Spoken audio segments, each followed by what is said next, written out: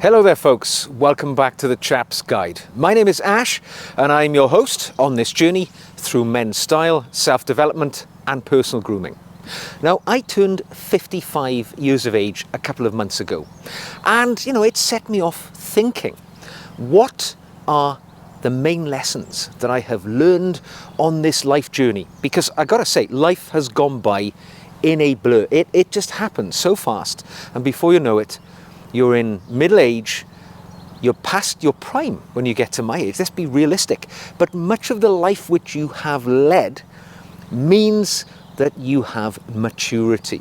You learn from the experiences that you have in the past, and you can use those as lessons to live the rest of your life. And not only that, but I thought to myself the other day, what are the main lessons that I would impart to my own son, who is now approaching sort of early manhood. He's 15 years of age. And I think to myself, what little tips can I give him to shortcut his own journey in life to make it a little easier, based on the experiences that I've had the privilege of having myself, and also having witnessed situations in other people's lives, because I spent a portion of my early life, a decade, in the armed forces. I then spent a couple of decades working in law enforcement, and these two jobs put me in situations that I was able to witness other people making mistakes and learn my own lessons from them. So I've got 5 lessons today that I'm going to share with you, which could be helpful on your life journey, coming from a man of maturity of 55 years of age. Now, the first lesson I'm going to give you may sound a little bit selfish, but listen to my reasoning. You have to put yourself at the center of your universe. Because so many of us, we go through life and we prioritize other people. Particularly if you're a parent or a carer of somebody in your life, or just those who are very close to you, your family, your partner, we tend to put them first and above ourselves in many of our life decisions. But let me tell you something, right? You are the main player in the game of your life, not anybody else. And quite often, the best way to look after the people closest to you, to love them the best that you can, to protect them in the most appropriate way, is to put yourself first as you go through life. You have to prioritize your needs above everybody else's. You need to prioritize your health and well-being before you consider looking out for those around you. Eat well, sleep well, take exercise, invest and cultivate in your mental well-being. Because let's be honest about it, if you don't look after yourself first, who else is going to? Nobody else is going to prioritize you in the same way that you can. And if you look after yourself, you can look after others. You can protect them most effectively. When I was in the armed forces, it was a lesson I learned. There was a book called Survive to Fight, and it was a doomsday book, really. It was the soldier's handbook of how to survive in a nuclear and biological environment, so that if you survived that and you looked after yourself and you prioritized yourself, then you would be in the best position to fight and protect those around you. So survive to fight is a mentality I've always approached. Look after yourself, and then you will be in the best position to look after those around you. It's a good lesson to learn, because if you don't put yourself at the center of your universe, nobody else is going to. Now, the next lesson I've learned in my 55 years on this earth is that it is important for you to cultivate your sense of self as you go through life. Make the time to learn what makes you tick, and actually lean into those characteristics in your life that you have. Let me put it this way. You might be born into a family where your parents are doctors, all right? And they want you to be a doctor. But it's not your thing, right? You don't like science too much. You might be artistically leaning in the way that you enjoy life. And you might hate having to give people bad news and talk to people about intimate matters. So if you did follow the path which was mapped out for you by your parents, you're going to have a life which is fraught with unhappiness and doing something which you don't really enjoy. So cultivate your sense of self-worth by doing the things which are important to you and understand them. Realize what makes you tick and what makes you enjoy doing, even if it displeases those around you. And another little thing here, never judge your success by the successes of others. You might have people around you who are hugely successful. You might have a brother or a sister who's made it big in whatever their profession is, and it might overshadow you in a way. You might think, oh my God, I'm never going to live up to what they have done, and it might hold you back in doing the things that you want to do in life. There's no way to live. I'm going to give you a very realistic example here, a real example. Now, there is an actor in this world called Henry Cavill. He's 41 years of age, he's British. He is often described as one of the most attractive men who has ever lived. And he is successful in every way. He's 6 feet 1 inches in height. He's got an amazing physique. And as I say, he is a beautiful man in the original sense of being handsome. He's obviously very successful in his career. This has brought great wealth, I have no doubt. But he is one of 5 brothers. And in fact, I think he's the youngest brother. Now, do you think his 4 brothers go through life thinking, well, what's the purpose of us, trying hard? We're never going to get to the level of our brother Henry, who is, this perfect model of a man. Let me tell you, Henry Cavill does not think that way. He thinks that he has been overshadowed by his brothers. He's got one older brother called Nicky, who has risen to the rank of Lieutenant Colonel in the Royal Marines. He's much decorated, seen action many times. Henry Cavill looks up to him as his family hero. In fact, he's got an older brother who was an army officer in the cavalry, and he saw action in the Balkans theatre of operations years ago. So Henry Cavill actually thinks of himself as the overshadowed brother in his family collection of brothers. The important thing is, he cultivated his own path, got on with it, and became a success. And you should do the same too.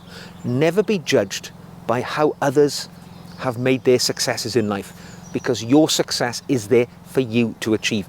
Just like Henry Cavill. He didn't, think, oh well, I'm not going to live up to my older brothers. He took his own path. In the arts, has become an enormous success. You can do the same too. Now, the next tip I have for you that I've learned as I've gone along is you need to take responsibility for the mistakes, the errors, and quite frankly, the balls ups which you will make in life as you go along. Because taking responsibility, owning those mistakes, well, it's so important, because life is going to throw you many obstacles, right? Nobody gets through this life without suffering failure, making mistakes, and having to deal with the crushing blows which come of grief and broken relationships and whatever happens. But fundamental to the way that you get through those situations is about owning your part in those errors. Because to accept failure, realize the part that you played in it is your path to future growth. Because when you realize, well, this has gone terribly wrong, how did I contribute to that? And how can I avoid doing that in future instances of this situation? Well, that's where you are going to get better as you go through life, and hopefully never make the same mistake again. Now, I've seen people avoid taking responsibility for situations over and over again. When I worked in law enforcement, in so many situations, people who had done something wrong, fallen on the wrong side of the law. Shall we say, for instance, a drink driver. Guy gone out to the bar, had a few drinks, and on his way home has an accident. I tell you what, I've been to many situations where that's ended in tragedy, where people have lost their lives. And you will find that guy who's driving the car, right? He'll come up with any number of reasons why it's not his fault. Oh no, he was suffering with depression. He was mentally ill. He he didn't intend to drink that much. Somebody else gave him a drink. Somebody must have spiked his drink in the bar, and that's why he drove home inebriated and had the accident. Didn't take responsibility. And I see this in the world around me today. I mean, how many people do you know who are profoundly overweight, but they will tell you, oh, it's not my fault. Oh God, no. No, it's my genetic propensity to gain weight. It's a medical condition I have. It is any number of other things. It's the government's fault for not regulating the amount of sugar or fat in foods today. I was one of those guys. All right? When I was in my late 30s, early 40s, yes, I had very intense jobs which involved working very long hours. I had a young family at home, baby at home, and, you know, I didn't look after myself. I ate the wrong foods at the wrong times, and I became overweight. I was about 3 stone overweight.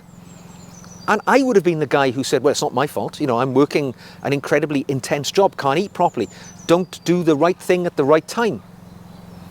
But one day, I looked at an image of myself in a photograph and I said, no, Ash, it's your fault.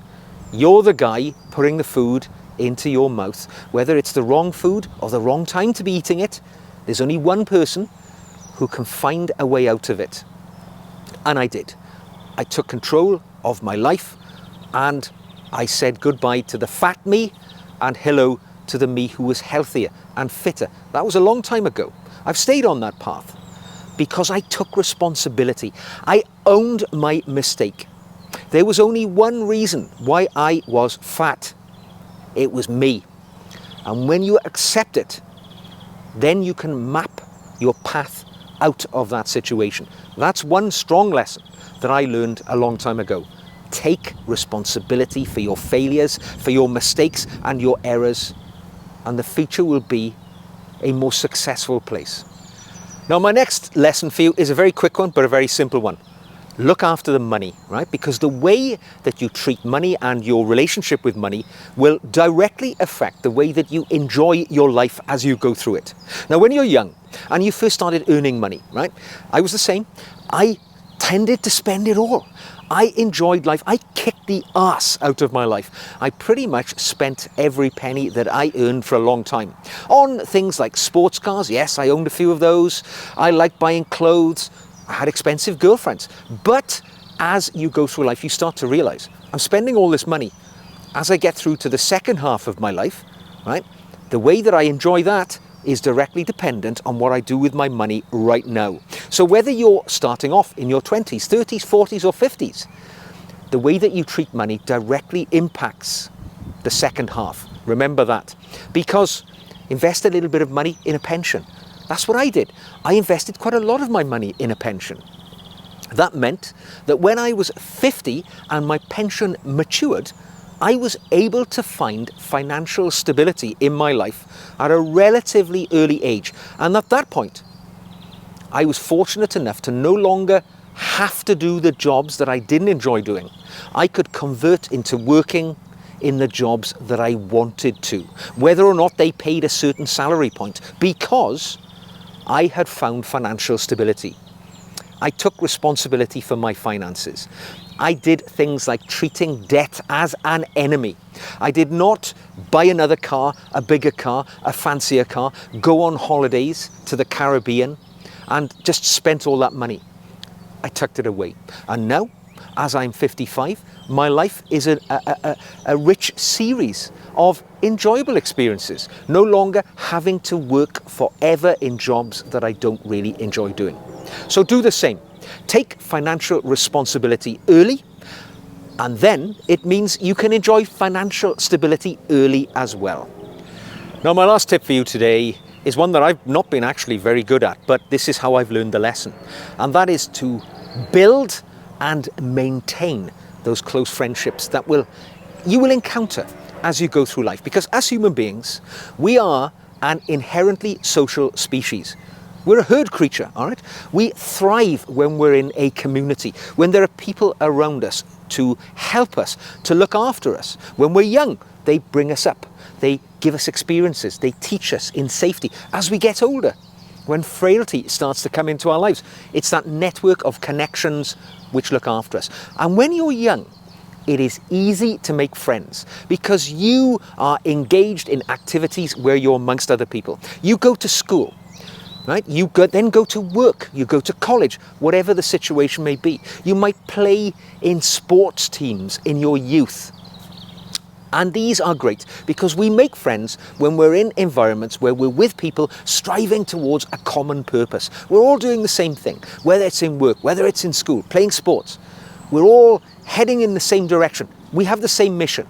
So we build bonds when we do that. But the problem is, as you get a little older, right, those connections get stretched. And eventually, unless you reel them in, they're going to break.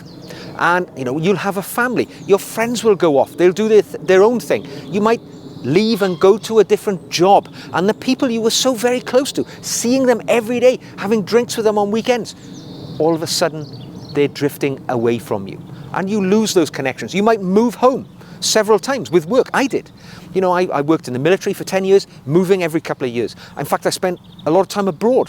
When I came back, lots of my friends had moved on, gone on different things. Then I took a job in law enforcement.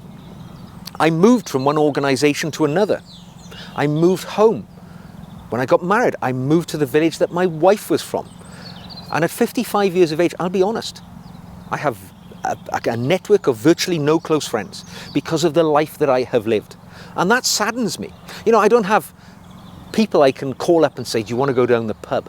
Because I'm not from this town. I never worked in this town. It's an alien place to me. And it's quite hard to make friends as you get older. I mean, it can be done. Yes, you can join local groups and volunteer with charity organisations, and you start building those opportunities to be in situations where you're amongst people, striving towards that common purpose again. But it's so much harder when you're older. So a lesson that I wish to impart to you today, whatever stage of life you're at, if you have close friends, cherish them, maintain them, keep them close. And even if life drags you apart, remember to reel it in every so often. Keep those relationships going. Don't be like me when you're reaching the second half of your life and you look around you and that network of close friends have petered out as the years have gone because of the life path that you've taken. It's just what happens. But the lesson I give, keep them close. And remember, to have a friend, you must be a friend. So if you have close friends, put that work in. And then, obviously, life will pay off in due regard. So there we go. I hope that my ideas, those lessons that I've learned in life, will resonate with you. Perhaps teach you something which you can employ in your life to make sure that as life goes on, you get the most out of it. If you've enjoyed this video, give it a thumbs up. Don't forget, subscribe for more. Leave a comment. If you think I've missed something out, drop it into the comments section. If you have a question for me that you'd like my observations on or my thoughts, send me an email. I'd love to hear from you. And if you'd like to join me on this journey towards Chap Nirvana, you can become one of my patrons. You don't even have to pay for that. If you become a paying patron, you benefit from the additional videos which I make each week and a personal dialogue with me. And I'd love to have you on that group. So until the next time, folks, take care, live by those lessons that have been hard-earned, and I'll see you again very soon.